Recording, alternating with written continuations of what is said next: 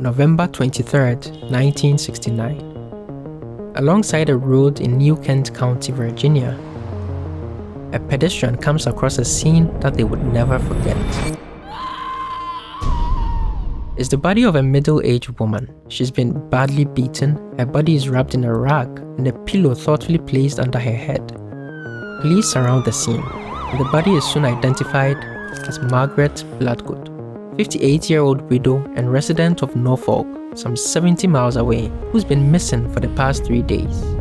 As soon as the body is identified, there's really only one suspect, her own son, and this is his story. It's one of crime, prison, escape, and chess, with this man somehow becoming a top United States chess player. This is the story of Claude Bloodgood. Welcome to Agilov.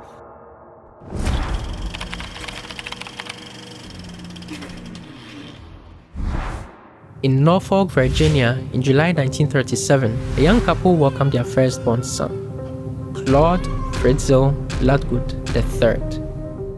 And if you're thinking, this guy's name sure sounds like a comic book villain, A, I completely agree, and B, he certainly lived like it. As young as 15, he robbed a convenience store with his father's gun and was jailed for 2 years. He had substance use problems, which led to mental health problems. According to his sister, doctors described him as a sociopath who would do whatever he wanted. And that's exactly what he did. At 25, he was arrested again for robbing a shop with an accomplice. They stole, are you ready? $55 worth of cigarettes and food items. He was sentenced to 5 years in prison, was paroled after 2 years, but then he broke the terms of his parole and so he was sent back to complete the sentence. He was finally free in 1967 when he moved back to his hometown. Throughout his early life, one thing remained constant. He loved chess. He would sit for hours at the chessboard with all his chess books in spite of his father's disapproval. He organized chess tournaments, he played on his town's chess team, and even served as a rating statistician for the Virginia State Chess Federation. But his other vices landed him in a lot more trouble.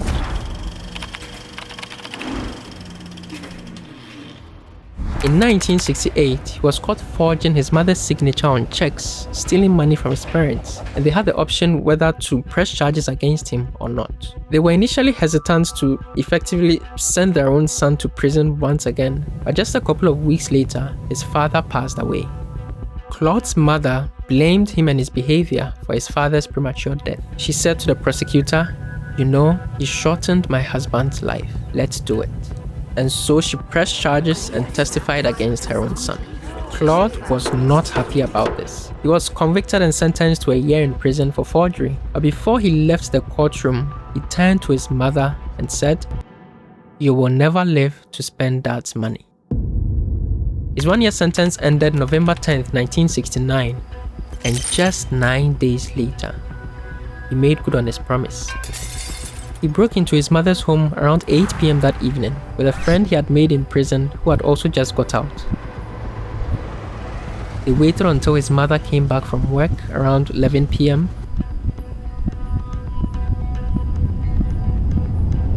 and ended her life. The descriptions are quite gruesome. Claude beat her. Reports vary as to the instrument he used. It was either a screwdriver or a baseball bat. But the final cause of death was probably strangulation. The pair then wrapped her body in her own porch rag in front of the house, stole some money, and drove off in her car, eventually dumping her body alongside a road about 70 miles away. The body was discovered 4 days later as described in the intro, and she'd been beaten beyond recognition. They had to ID her using her fingerprints, and then a nationwide manhunt began for Claude. He was pursued across 7 states and over 2 months, but was eventually arrested back in Virginia in a car with a young girl. His trial lasted 2 days, and his worst sides were on full display. He threatened the judge, the jury, the witnesses. He even spat in the face of his own lawyer. He had initially confessed to the crime when he was arrested, but he now claimed innocence and tried to pin it on his accomplice, Michael Quarrick. It didn't work, and after just 45 minutes of deliberation, the jury returned with a guilty verdict and a death sentence. The judge set his date of execution November 30th. This was it. He wouldn't live past 33. He appealed every which way he could, never successfully, and so he spent what would be his final days doing what he loved. He played chess. The one advantage of being on death row, if you really had to find one, was that all his mail was paid for. And so he played a lot of correspondence chess, which is when individual chess moves are sent back and forth between the players, usually via mail, and so these games would take months to years to complete. He put invitations out in various newspapers and played against all who responded, and there were a lot who responded. At one time, he was said to be juggling as many as 2,000 correspondence games at the same time. It would take him upwards of 6 hours every day just to respond with his moves. It was pretty much all he did. Meanwhile, his scheduled execution date was postponed again and again and again until June 29, 1972, a day that would change the trajectory of his life. In the Supreme Court case Furman vs. Georgia, it was decided that the death penalty, as it was then being applied in the United States, was unconstitutional and arbitrary. The decision effectively voided the sentences of almost 700 prisoners on death row, including one Claude Bloodgood. His sentence was thus changed to life in prison and was to spend the rest of his days in the Powhatan Correctional Center in Virginia. Or at least that was the plan.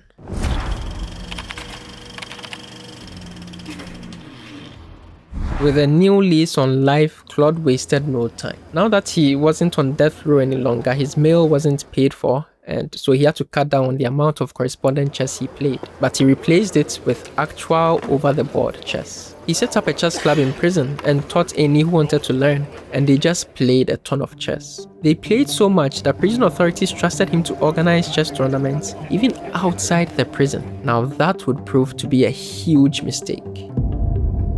January 5th, 1974. Claude and a fellow inmate and chess club member, Louis Kaplina, received permission to leave the prison and prepare for a chess tournament they are organizing.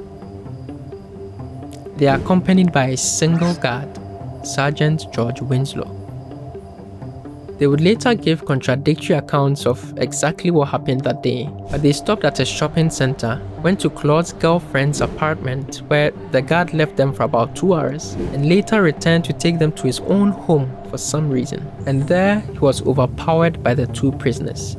They actually pulled a gun on him. It's unclear how they got it. They handcuffed him to his bed, they took his gun, they called their girlfriends to come get them, and the four of them escaped together. By the way, how do they have girlfriends? I mean, they are 7 life sentences. What's the end goal of the relationship? Okay, I'm getting sidetracked. This was a huge scandal. Many officials in the prison system lost their jobs. Winslow was charged with aiding their escape. For the second time in less than 5 years, there was a nationwide manhunt for Claude Bloodgood. Everyone he had ever threatened, his family, his lawyer, the judge who presided his case, everyone was on 24-hour protection. I mean, remember what happened the last time he left prison? The search lasted almost a month, but he was eventually picked up in Virginia, driving with his girlfriend.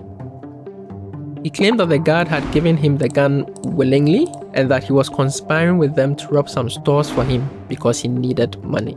It was a weird story, and Claude is known to lie quite often, so believe what seems more likely to you. Either way, he was not allowed to organize tournaments outside or even leave the prison again. Now that he could no longer play chess outside the prison, he redirected his efforts to playing against fellow prisoners. Over the next 3 decades, he expanded the club and taught even more players. He wrote and actually published 3 books on chess openings that he liked to play. But as they played in the club, they uncovered a big flaw in the chess rating system that became a public spectacle in 1996.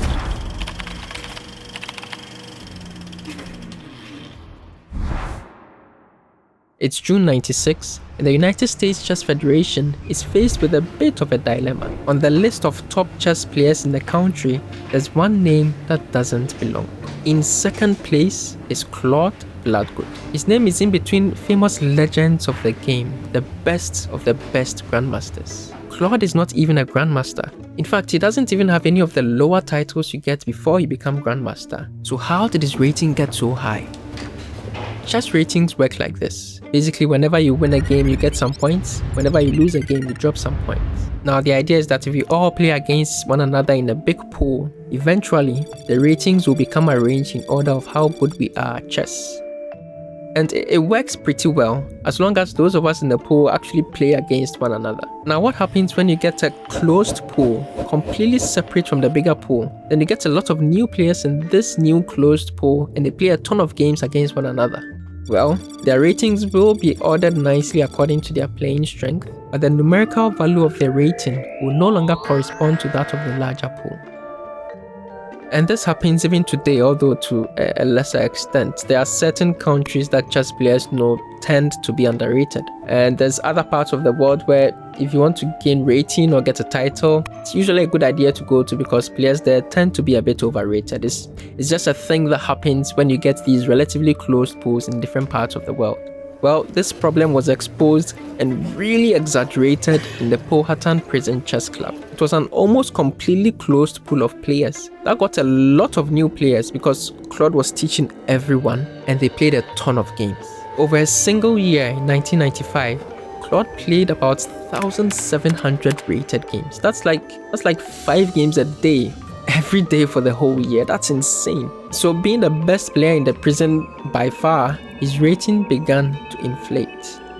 Now, he knew immediately that something was wrong. Remember, he used to work as a rating statistician, and so he knew how ratings were supposed to work. And he wrote multiple times to the US Chess Federation, warning them that there was a loophole in the system, long before he rose to number 2 in the rankings, but he was ignored each time. An acquaintance of his corroborates this. He also reached out to USCF on Claude's behalf without response. They just ignored the problem, and now it had become a crisis. There was another problem. The US National Championships were coming up the following month. It was an invitational event, and the top 14 ranked players in the country would qualify to participate, so technically, Claude should be invited. There was also an upcoming International Chess Olympiad later that year, and again, Claude qualified to represent the United States. You remember what happened the last time he was let out of prison to play a chess tournament? So the US Chess Federation had a decision to make, and this is what they did. They just removed his name. That's it. Problem solved. They took his name off the top 10 lists and accused him of rating manipulation. The accusation was that he used his knowledge of the rating system to get the new players to have artificially high ratings, and then he would beat them to bump up his own rating. Now, I don't think he did this, mainly because of the corroborated testimony that he had been bugging USCF to fix this problem years before it became a scandal. And secondly, from everything I could find, it seems that the entire prison chess club was very overrated, not just Claude. But again, it's being Claude Bloodgood, you believe him at your own peril, which actually brings us nicely to the last chapter.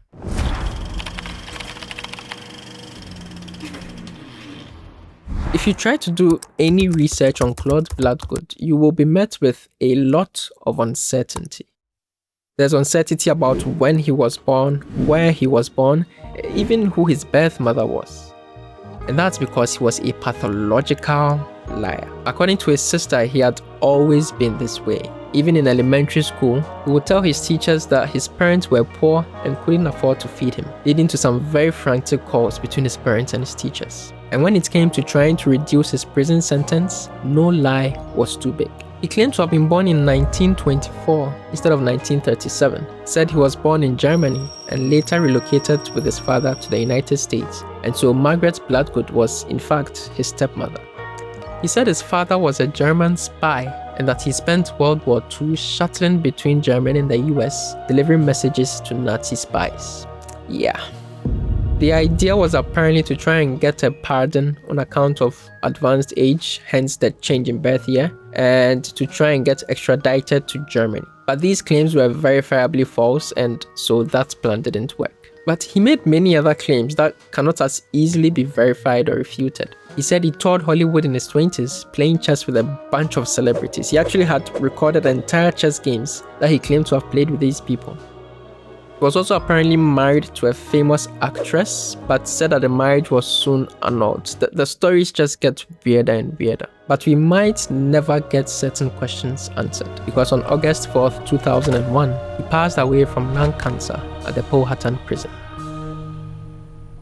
Now, I didn't want to present him as some evil caricature of a man, but neither did I want to normalize him too much, because he did do some messed up things. So I thought the best thing would be to present the opinions of the people who actually interacted with him so that you can draw your own conclusions. The lawyer who prosecuted his case said he was an evil man. He forged his mother and father's checks. He stole. He was brutal to them. He abused them. His defense lawyer, when he heard that Claude had passed away, said, "That's the only good news I had in the month of August." A journalist who knew Claude well said, "I knew Claude for close to a decade and became good friends with him. I found him to have a brilliant mind, a great sense of humor, to be a loyal friend, and to be kind and generous with others. The chess world will be less interesting without him." His sister said, "I wish there had been an autopsy to see if his brain was wired funny from birth. He started at such a young age with all the lying and stuff. He could be really vicious and cruel. When I asked if Mom had suffered when he killed her, he said, yeah, she suffered. But he could also be very generous and protective. He stood up for me when other kids harassed me. I'm glad he did the chess thing in prison. That's really what he wanted to do with his life. Just sit there and play chess." I thought it would be most fitting to conclude with Claude's own words. He wrote an open letter to chess fans in 1999, and in part he said, "Readers can draw their own conclusions, each believing or not believing any or all of what they read." If you enjoyed this video, you should probably check out this one about cheating scandals. And if you're not subbed already, come on, what are you waiting for?